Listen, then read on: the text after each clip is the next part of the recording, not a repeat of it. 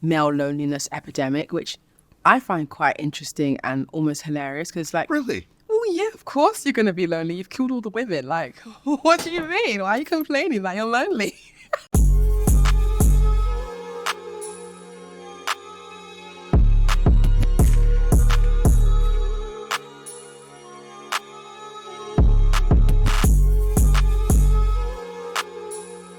What up, YouTube? Stevie Knight here, Night Talk-ish. Hey, before we dive into anything, can y'all take a brief moment to check if you are subscribed to the channel, if you believe you are? Because something going on, bro. Something going on, bro. So yeah, just do your boy a favor, man. And if you believe you are subscribed, make sure you still are subscribed, because you know how I go behind the scenes, man. But appreciate y'all rocking with me. Those that continue to rock with me, bro. It ain't gonna stop.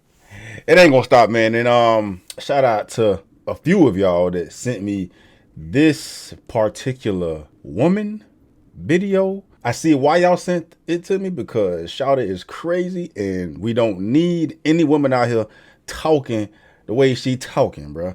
I peeped a few moments of, you know what I'm saying, the poison she was spewing. I'm like, sheesh. I mean, there's feminism, there's third wave feminism, but you know what I'm saying, this is just misandry. But anyway, Shawty go by the name of Chidera Egeru. I don't know if I'm probably chopping it up. I'm probably butchering it up, but AKA the Slum Flower. And she got a lot to say about the women and the fellas and everything in between, man. But yeah, let's get into it, man. Peep my Night Fit channel too, man. Popping off on that. And we got some other stuff brewing behind the scenes as well, man. So in particular, I want to look first at this idea of love, right? And I've seen you talk about this, write about this, that the traditional idea of love is damaging specifically for women. Why so? The reason why I think that the traditional definition of love is damaging for women is because it involves us being self-sacrificial in order to prove our worth. And what I mean by us being self-sacrificial is, you hear these stories of women saying that, you know, I was close to finishing my degree and I was off to follow my dreams, and then I fell in love. And then he said, why don't we move countries? Because he's starting a new job on another continent and I wanted to choose love. So I left my dreams behind in my country of origin and I moved to go stay with him so that I could help him to follow his dreams and I could be the good wife. And ends up becoming that, you know, you stay in that for years and you're quietly resentful as a woman because the marriage wasn't really worth you upping and leaving your life for. And now you stopped your dreams to fulfill someone else's and you're not even being appreciated. And it ends up being 9 times out of 10 that man is cheated anyway. And now you just feel really stupid and you feel like all that time. Hey, is she popping like that to have a platform? I mean, it makes sense. If she is, it makes sense, bro, because this is just the bullshit, bro. What she's talking about, what percentage of women does that apply to? Immigration, like being migrated, you know what I'm saying? Being a whole K1, lifted from this country, moved to this country, bro. You're talking about a small niche of people. But as far as like the women that actually uproot themselves or stop their career to go marry a man, like how often is that happening in 2025, bro? You know what I'm saying? It's like, as much in the forefront as feminism is, bro, like it's frowned upon for women to do that from women, bro. Y'all call them women pick-me's. You know what I'm saying? But like I said, it makes sense for this woman to be viral. It's my first time peeping her. And I'm sure it'll be my last time peeping her. But, you know, it's just single women keeping women single, Brooks. I guarantee she ain't got no man. She ain't in no relationship. Ain't been in one close to it. And she gonna be spearheading the single women, gray-haired vajayjay movement here 50, 60 years from now. And got the show for it besides her just trying to tell women how to stay single, bro. It's not good for anybody, man or woman. Self-sacrificial. Yeah, man, being a mother is self-sacrificial. You got to sacrifice your body to be a mother. But women are biologically wired to want to be mothers. And then there's sacrifice for the man as well. If the man's holding his end of the bargain, take care of his responsibilities, bro. But, yeah, it's more the same, bro. It's more the same though. Anyway, the traditional idea of love is damaging to women. Red flag, cuz, let go. Time has gone to waste and there's nothing you can do about it because you can't get that time back. That's something I see very commonly. Some people might argue like, oh, she talks about men too much. She talks about love too much. This is so repetitive. But the reality is women have lost their lives in pursuit of men. Women have given up their futures in pursuit of love. And I think I feel like it's a deja vu. But like she's saying verbatim what Melissa Ford was reading on the video. Maybe that was one of her quotes, right? And I'm going to sit here and say the same thing. I cut her off. She ain't finished, but everything she's saying, applying to women, how they sacrificing their lives and their futures and whatever. Bro, you can flip it and say the same thing for men. Men are literally out here dying for women, literally dying for relationships, bro.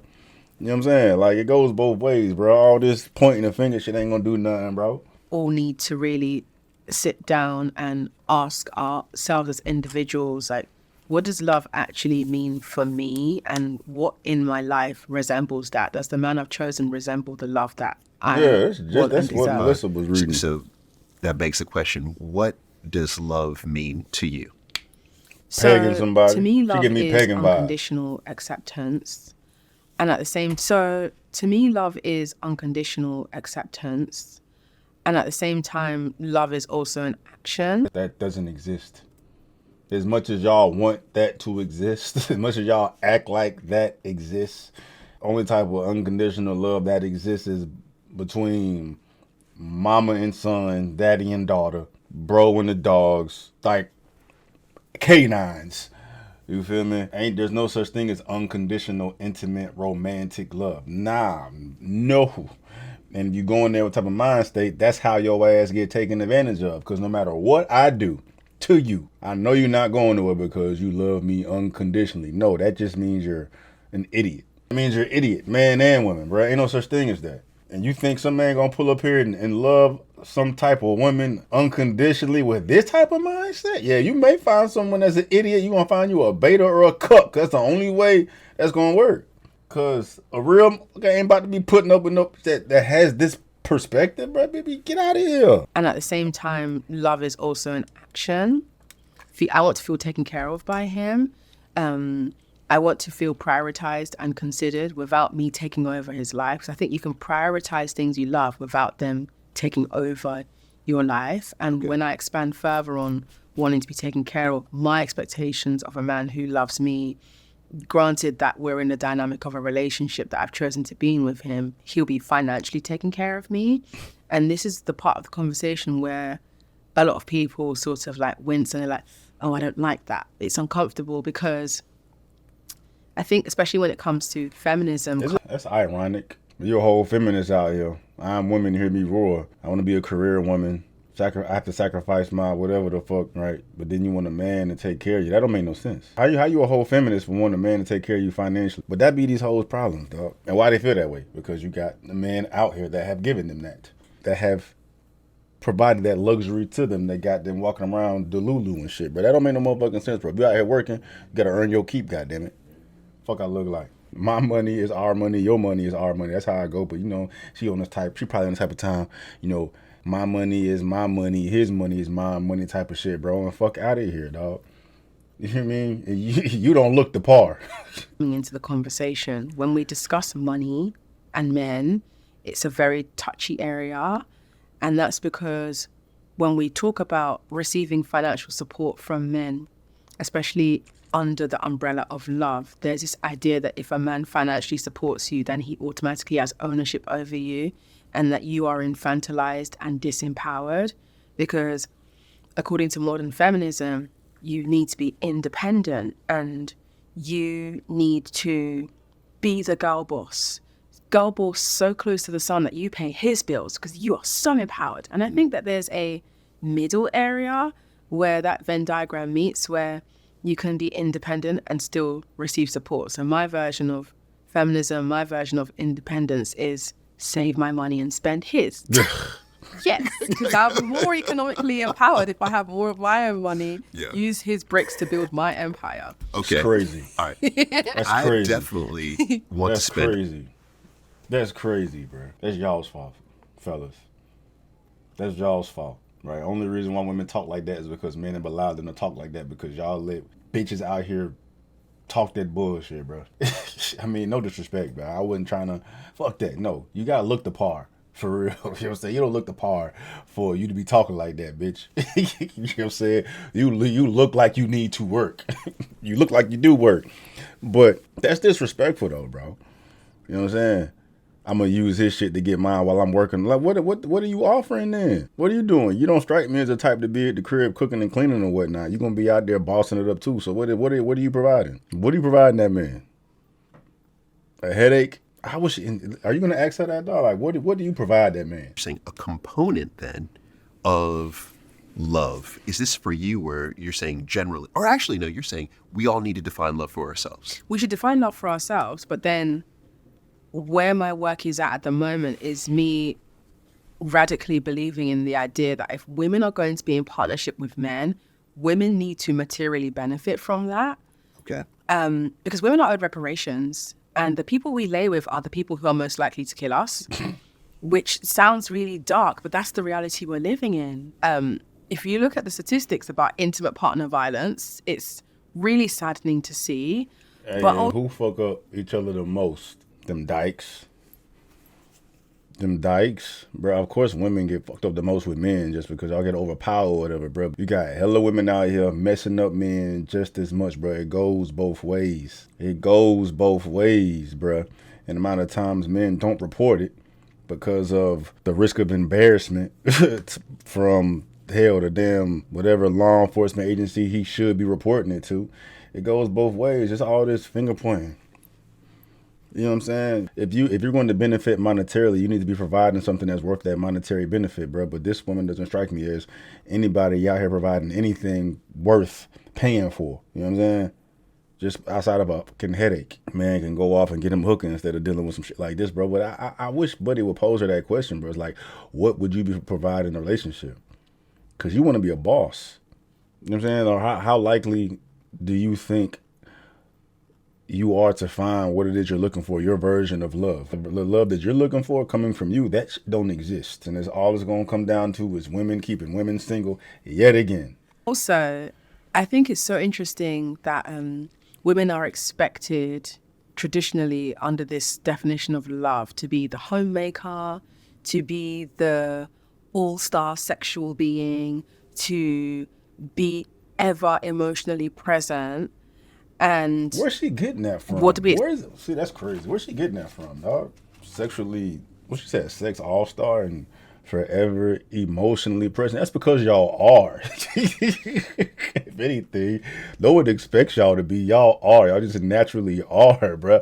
I bet you ask men what they prefer. They prefer y'all to scale back the emotion, just fucking chill sometimes. It's a little too much. You feel me? Well, what man is out here asking that women to be more emotionally available? And if you are asking a woman to be more emotionally available, she's not available to you at all. She is finessing your ass some type of way because any woman that's into her man is going to be emotional as come with the territory.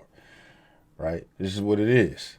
And what else did she say? Homemaker or whatnot. Like, ain't nobody expecting y'all to be that now. Because it's looking for that, bro. Because they're not that common anymore. Because you got women out here perpetuating this. Well, women out here seeking them careers and whatnot. And you know what I'm saying? Kudos to y'all. Do what y'all do. But y'all can't come around here crying, 30, 40 years from now when, your whole life went by and all you got to show for it is a little bit of money in the bank and some miles on that pool. Ever emotionally present. And what do we expect of men? Just like come home, put your briefcase down, be there, I guess. Like, we're not. That's crazy. That's crazy. That's crazy. Are y'all doing that, dog? That's definitely an unfair way to describe men that are actually out here providing, bro. Because the men are out here looking for homemakers, wanting to stay at home, do that, and that are doing it the right way, are holding their end of the bargain by allowing this woman to do so, by taking care of what needs to be taken care of, which includes the bills, protection, security, and all that, bro. If a man's asking her to do all that at home, in addition to her going to work, then y'all got a fair argument there. You know what I'm saying? But if y'all both going into it by taking care of both roles, then there's nothing to complain about, bro. Like what she's talking about, like just show up and be there. Like who was just showing up and being there? Like she's talking about a small percentage of ain't shit type of dude and using this fucked up group of men to describe all men, which is gonna do what? Keep y'all single, bro. Asking enough of men. And this is again where the conversation gets really touchy, because it could be argued, which is true, that men are having a difficult time mentally. There's this whole conversation about the male loneliness epidemic, which I find quite interesting and almost hilarious. And how are those two connected? A man that's lonely is not a relationship. Men loneliness and how men are present in relationships are not correlated at all, because the man is not lonely. But I'm interested to see how she's gonna dive into this though, bro. You gonna criticize the men that are out here fucking hurting? Male loneliness epidemic, which I find quite interesting and almost hilarious, because like, Really? oh yeah, of course you're gonna be lonely. You've killed all the women. Like, what do you mean? Why are you complaining that you're lonely? Bruh. That's crazy. I see why we here. I see why we here, bro. Like, I think she's trolling, dog. I don't know enough about Shawty, bro, but that can't no way in hell somebody really say that shit and mean it. Men are lonely because they killing the women, bro. What? So all the lonely men are homicidal mania? What? What? Hey, bro. Dog, you better not just let her just come up here and say that bullshit. You better cook her ass, dog. That's crazy. That's crazy, bro. That's crazy, bro. But also, irony and sarcasm aside, Oh, okay. I think serious. the male loneliness epidemic and feminism, these are all components that exist next to each other, because what's happening is the more women find their worth, the more they don't want to be around men. And men are like, oh, what about me? I want you to center me more. And it's like, well, men need to learn to find sustenance, entertainment, and sexual gratification outside of women, because we don't owe men that. Yeah. And so when I talk, Melissa ripped all this shit from this heifer, man. Yeah. I'm good. I mean, this does no good for anybody, bro. Does no good for anybody, man. And then ain't only men out here that feel like they're owed women presence are the ones y'all need to stay away from. But like I said, they're a minority of men. Most men don't feel that way, dog. They know what it is. They know what it is, bro. They hold themselves accountable. They know they just can't fucking. That's why they just giving up. They giving up in the dating world, bro. They feel like they can't cut it. You know what I'm saying? I ain't 6 foot. I ain't got the 6-pack. I ain't got the 6 inches. I ain't got the 6 in my bank account. You know what I mean? Y'all motherfuckers be ignoring me. They just accept the reality and shit, bro. It mean it is what it is. Right? They know y'all don't owe them shit. The fuck? What?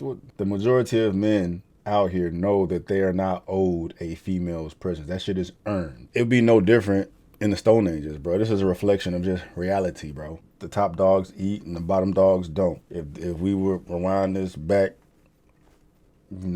thousands of years or whatnot, where no advents of technology and social media was around, it was just, survival of the fittest, man. The top of the crop would have all the women, and most men would die virgins, bro. You see that clearly now. It's just an extension of that. Social media makes it worse because it makes it that much more competitive in the dating market, bro. This is probably worse than it was back then. The male species of whatever the fuck back then had a better chance, a better odds getting the woman that they want to get, the woman, period, compared to how it is now, where all the women looking for the top dogs and most men are fucking depressed because they can't get a goddamn woman. But just this whole pointing the finger and shit, bro, like, this bitch out of here, bro. And of course, she gonna be winning. Of course, she gonna be eating off of, spewing this divisive ass rhetoric, bro. It's just terrible.